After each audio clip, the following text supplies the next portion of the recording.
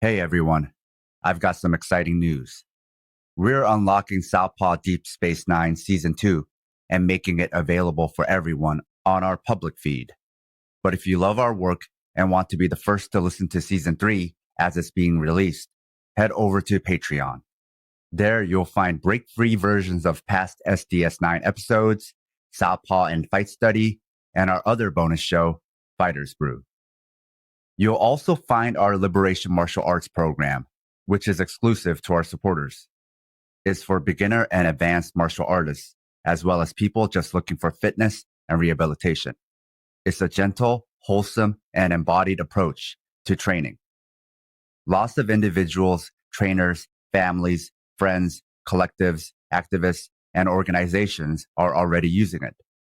So if you want to support our work and get early access to all our great content, including Season 3 of SDS9, go to patreon.com/southpawpod and join our community. You can also go to southpawpod.com and find the links there or on our show notes. Thanks for listening and catch you soon.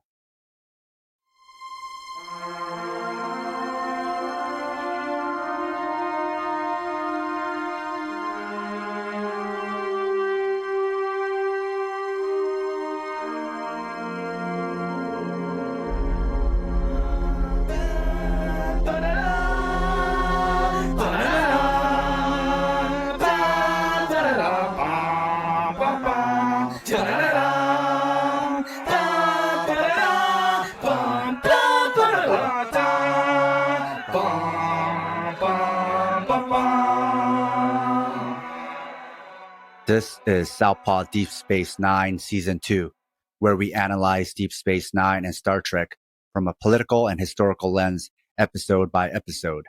I'm watching DS9 with fresh and hopefully less fan-biased eyes, and Scott is the veteran Trek fan who knows more context about the show. We are discussing Season 2 of DS9, Episode 9, Second Sight. Scott, can you tell us about this episode? Yeah, sure, why not? So, Second Sight, a bit of an episode maybe for the completist. Ben is lamenting the anniversary of his wife passing. Jake and Ben have a great talk about dreams. Jake in his dream can't find his quarters, and his dad tells him he loves him, and they talk about how they miss mom. I cry and take a 5-minute break. Ben is looking at the stars and meets a mysterious lady named Fenna. They walk and have immediate connection, but she's cryptic. The next day, Ben has a skip in his step. He has a tea instead of a racticino. Ben meets Dax, and a terraformer is working inside a flux capacitor. His name is Gideon. And you know who's a big fan of Gideon? Gideon. Ben meets Fenna again, and they have a space date, and they have a plan to have a picnic ready the next day. But Ben notices every time he sees Fenna, she just disappears on some Batman shit. Jake and Ben talk about love. Jake tells his father that he approves that he starts seeing somebody. What's so funny? Because we both know this episode. It's, we got to do the pro wrestling thing, and we don't want to no sell, right? We want to sell it strong. Hell yeah, brother. Cisco asks Odo about Fenna, but they don't have much info to go on about, and he worries that she's in trouble.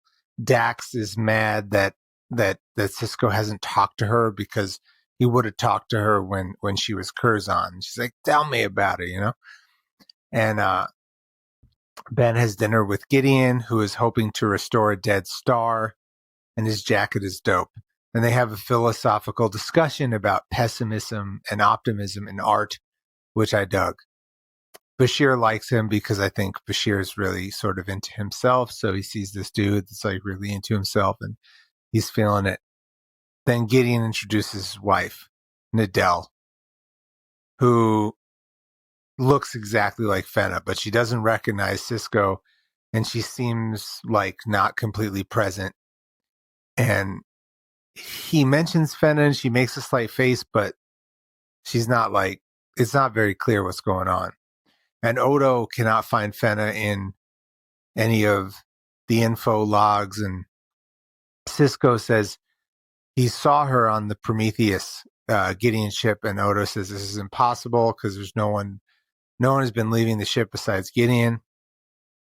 Quark tries to offer his friendship. Fenna appears again. She doesn't understand what's going on. She continues to be cryptic. They have a kiss, but then she phases away in front of Cisco's eyes. And Cisco decides that he wants to go with Dax and Gideon to witness the rebirth of a star, and I don't blame them. And Gideon talks about how he met Nadell and how he's had several wives, and she was a politician's daughter, obsessed with him. And in the world that he visited, people didn't really leave, but she leaves. And then Fenna appears out of nowhere again. Cisco calls in Dax, and they realize that Fenna is non-corporeal. She's made of energy. And they get a call that Nadell is dying. There seems to be this thing where Fenna and Nadell cannot appear at the same time. And when Fenna appears, Gideon sees him and he's upset. Nadell is a telepath and projector, and she projected Fenna a few years ago, and Nadell promised she wouldn't project, but she doesn't have a real realization of her projections. And Cisco is trying to understand why Nadell is dying from her abilities. And, it turns out that Nadell's people mate for life, but there are some struggles in the marriage. And Fenna is confused and scared because Nadell is going to die if Fenna doesn't return. But Fenna's really feeling this. This is a dream for her. And she and Cisco kiss again. And Gideon decides that he's going to go on a goodbye mission. He's going to impact with the sun and sacrifice his name in the name of science and die so Nadell can live, and also so he can really be remembered in the annals of time. And as the sun is reborn, Fenna disappears. Nadell is better, but she doesn't remember her time with Cisco, and she's going to return home. And Cisco is sad, and the episode ends. It ended like a Hulk Hogan leg drop, just powerful. So powerful. So powerful. So that's kind of where we're at with this episode. We're like Shawn Michaels, and we're trying our best here, but let's start with the beginning. So the Federation was playing God, which was an interesting question to explore, but then it became a doppelganger episode. But then we learned a little bit about Sayatic and his wife. Sayatic is Gideon. I mean, just a little bit, because we get that little bit of info that they're married, and that's who the doppelganger is at the very end, and we don't really learn too much about their marriage. And it seemed like a metaphor for a couple in crisis and why people sometimes cheat.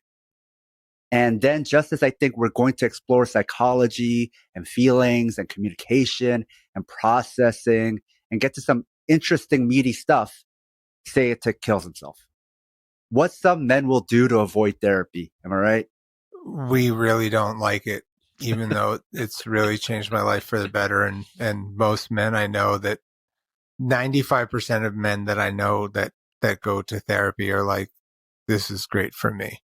Yet this guy was willing to blow himself up in the sun than go to therapy. Well, yeah, I think he had trouble with the fact that people women, his wives weren't really into him after a while. He had some problems. He had a lot of problems. And then I thought maybe they'll go into the trauma of when someone in crisis kills himself. No. But nope, it's just the end of the episode, and Cisco is missing his wife and is sad and happy about his short-lived romance. And I guess that's a way to end this episode. Kill one person in a love triangle and have the other one move away. I guess that resolves the love triangle. There is no more triangle anymore. Yeah, I mean, as I said at the beginning of the episode, this episode is really for the completist. Aside from developing the idea that Benjamin is ready to start dating again, it's not much for the mythology of the show. And it's an episode that, it has a lot of promises, but doesn't really deliver, except for the scenes where Ben and Jake are together are the best parts, are really special parts for me in the beginning seasons, because them just like really writing this beautiful, thoughtful relationship always struck me, because like the support they have for each other and the love and respect they have for each other is really significant, and like just like, oh, this is like a healthy father-son relationship, which not every most teenagers don't have with their dads, teenage men, at least in my anecdotal experience. There was a sweet and then funny scene where Jake was trying to talk to his dad, and then his dad is acting goofy. And then, I don't know if you caught this, Jake, the actor himself, like gives this look, and it's kind of like a look to say, Dad, you're acting weird. But it also read to me like the script is goofy. Look like that on his face. It's like, what is this? What is happening in this episode? As we've discussed before, like in discussing these longer seasons of 90s serialized television, like sometimes they just had to do like an episode of the week that's outside of continuity. And sometimes it's really satisfying. And sometimes you're like, okay, this is happening. It's a thing. They did it. Yeah. Actually, that is one interesting thought I had about this episode, is that watching something from the 90s is very different, because nowadays everything is serialized. So there's no more episode of the week, at least not that I see, because I mostly watch streaming. My wife commented that episodes of the week make her sad because they start a story, bring on new characters, but you know you'll have to say goodbye to all of it at the end of the episode. So there is this kind of like melancholy to all episodes of the week, because they have to be all wrapped up in that one episode. Whereas nowadays we get to enjoy these characters or a story for a whole season or for several seasons, right? So I guess there is that kind of having to say hello and goodbye all in an episode. So I didn't even notice that we don't really do that anymore until she brought it up. It sometimes happens in sci-fi shows, and I'm sure it happens in shows that I don't watch. Like I'm sure it happens on Blue Bloods, but I'm not exactly watching a show about a bunch of cops in New York City, you know, or like other shows like Law and Order or whatever. But yeah, most like sci-fi or genre shows are really about mythology. I mean, to be honest with you, I really don't have much else to say about this episode, because the episode itself didn't give me much to work with.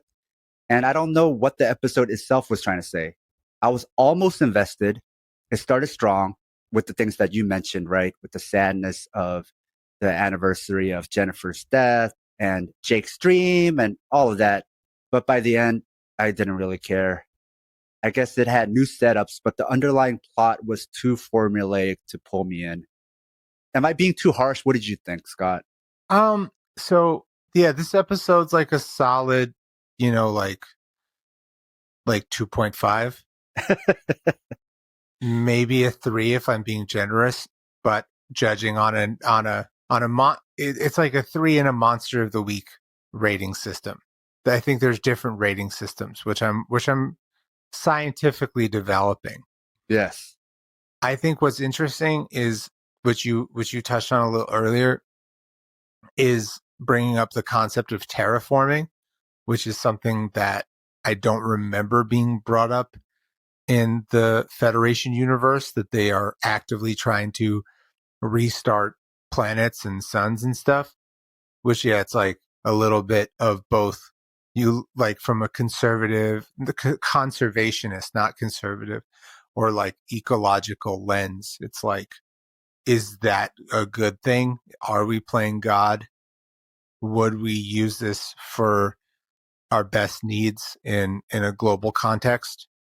There was a comic book in like the beginning of the aughts called Rising Stars, which like the concept was like, what if there were a bunch of people that got superpowers, which is definitely a trope that is often used. And this was written by J. Michael Straczynski, who was the creator and writer of Babylon 5, which is definitely a counterpoint to Deep Space Nine. But one of the characters, what their superpower was that they could control and change things from molecular level. So they were used as like an assassin to like create heart attacks. Trust me, where this is going somewhere. And like spoilers, later in the series, the superheroes, the people with powers decide that they're going to just use their powers to make the world a better place.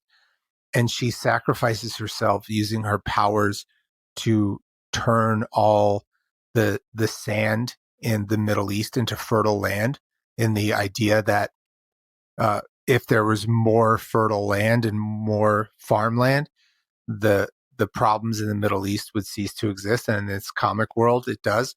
And that was something that I was thinking about, like in terraforming. Like there is a theory, like theoretically, by creating more land and more fertile land, maybe there'd be less issues. But in a capitalistic world, I'm not so optimistic. Yeah. If anything, that will make the land more wanted, right? Because now you have fertile, usable land, and now people are going to really want to extract from that land and fight over it.